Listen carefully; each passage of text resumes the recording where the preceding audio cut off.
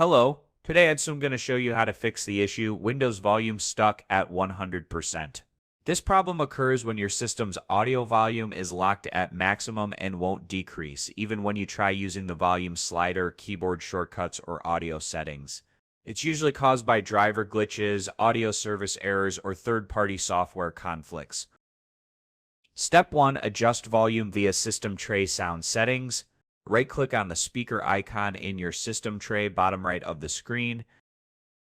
If it's not visible, click the upward arrow to expand hidden icons.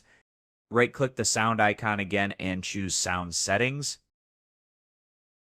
Use the volume slider to drag up and down. Check if it's adjustable. If the slider works and the volume adjusts, the problem may be resolved.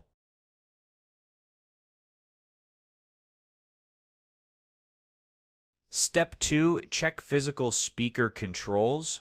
If you're using external speakers like USB or wired speakers, they may have a physical volume knob. Make sure the speaker's physical volume is not turned all the way up. Balance the Windows volume and speaker volume together. Sometimes speakers set too high can give the illusion of 100% volume, even if Windows is set lower.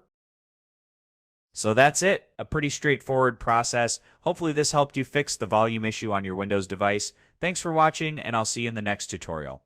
Goodbye.